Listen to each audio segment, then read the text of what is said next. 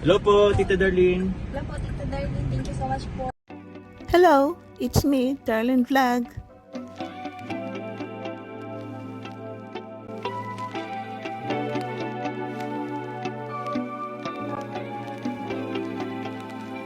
Hello po, shoutout po sa lahat. Sa lahat na sumusuporta dito sa Team Kalingap. Kumusta na po kayo? Ito si Darlene Vlog, nagbabalik. Pasensya na po sa ating background against the light. Parang hirap akong lumipat ngayon sa aking, punong-puno ang gamit ang paligid ko po kasi parang mayroon pa ito inaayos. Meron po tayong reactionan, pero bago yan, i-shoutout mo natin si Kuya Val, si Ate na Vlog, si Kalinga Prab. Kayo po, ng mga supporters, manonood, nagmama sa Team Kalingap, at mga sponsor, mga lahat na charity vloggers, reactors, ambassador, deputy, shoutout po sa inyong lahat. Ito na po na si Melka. Tagal-tagal din na hindi na vlog. At ito si Melka, ilang buwan ay mag-graduate na daw siya sa high school. Yung ate niya, college na po siya. At ito si Melka is, kung naalala po natin, is parang dito yan nag-aaral sa paaralan nila ni David, Rachel. Dito nga, tinanong siya ni Laayan, bakit hindi siya dumating sa birthday ni Carla. Kasi po daw ang lakas-lakas daw ng ulan. Yun nga din ang sabi ng mga kasama natin na umuulan sa daet. Tapos parang kakatapos din ata ng programa nila na parang sports. Ano ba yun? Dance mini pageant? Parang yun? Tapos third runner-up, tapos Bicol first choice. Parang gano'n, nakuha niya, dalawang award ang nakuha niya. At ito nga, sa first batch, yun nga ang tinanong nila Ayan, na di ba masama ang loob mo kasi ito nga mga kasamahan mo is parang malayo na ang nararating kasi ito si Melka is first batch, tapos yung mga kasama niya sa first batch, nakita po natin is medyo malayo ang kanilang narating dahil nga kung isipin natin, kung tingnan natin is itong tatlo dahil sa may mga tandem sila, love team sila. So, malaking tulong yun. So, sa tingin ko siguro, ito si Melka, kung hindi nahinto ang kanyang tandem is tuloy-tuloy ang support ng mga supporters kasi siyempre, itong mga supporters na gumagawa ng mga team, groups is nag-aambaga, tumutulong sa pag-aaral ng Kalingap Angel. So, I think may nagbibigay pa rin kay Melka, diyan sa vlog na yan, tapos may sponsor pa rin, ilan lang. Then si Kalinga Prab is nandyan pa rin, hindi niya iniiwan si Melka. At ito isa pa nga po kasi mag-graduate na, parang wala na to si Melka parang wala na to si Melka sa school nila, David, kasi senior na siya. Yung pangalan yung binanggit na niya ang pangalan, lumipat na po siya. At tinanong siya nila Ayan kung ano ba ang course ang kukunin niya. Noon din narinig ko na gusto niya mag-nursing, Kaya sabi nga ni Ramon, dami-dami mag-nursing sa atin kasi ito si Juvie, one time din na vlog siya, gusto rin niya mag-nursing. Dati si Biancy, tourism, tapos gusto niya mag-nursing hanggang sa nung final na, tourism pa rin. Ito si Melka rin gusto mag-nursing. Pero ito nga sabi niya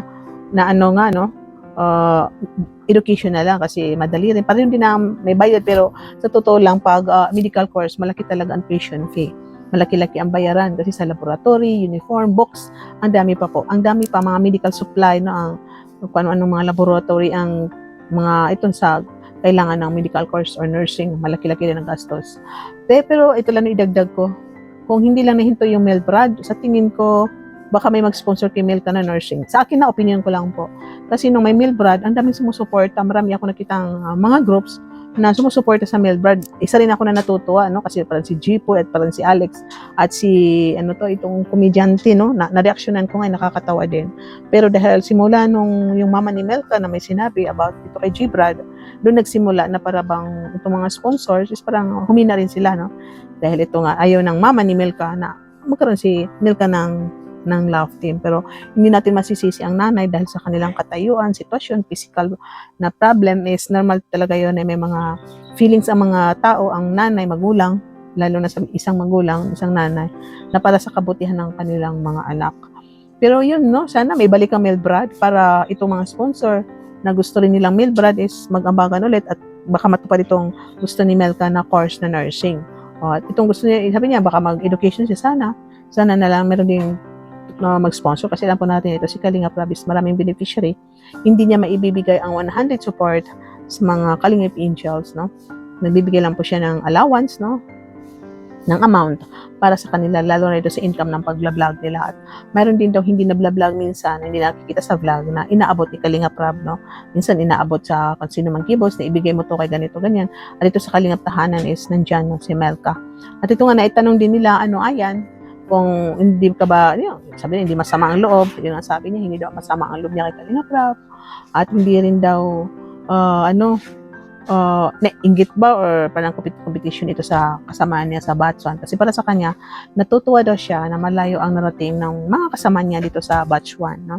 Kasi sabay-sabay sila, no? Nakita daw, na-witness ni Melka, yung kung saan nagsimula ang kanyang mga batch, no? Yung buhay nila, sitwasyon nila sa buhay nila noon, na-witness niya. At nakita nga ni Melka ng kanyang mga kabatch is unti-unti nang naabot ang kanilang pangarap dito sa mga gusto nila sa magkaroon ng bahay, kung ano ba yung mga personal kagamitan, lalo na ngayon marami pa rin sumusuporta, yung course na gusto nila is nakukuha nila.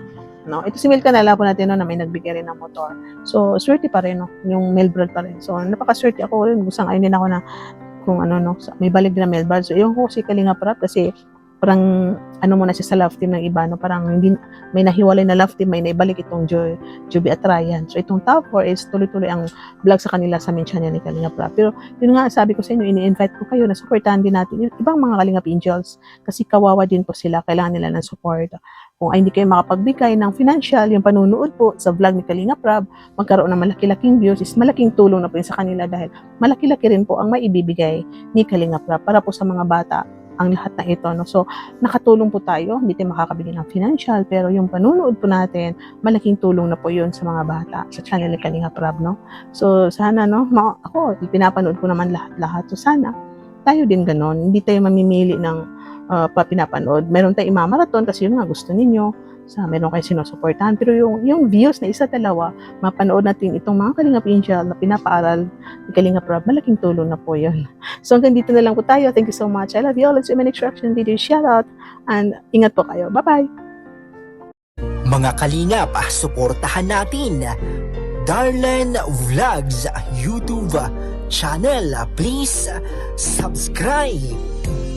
Mga karaba, mga kalingap, mga kadyong karagi ng samahan, reactor na maaasahan, siya si Darlen Vlogs. Sa Kalingap Radyo Balitaan, atin siyang nasisilayan, mabuti na kaibigan, solidong kalingap niya.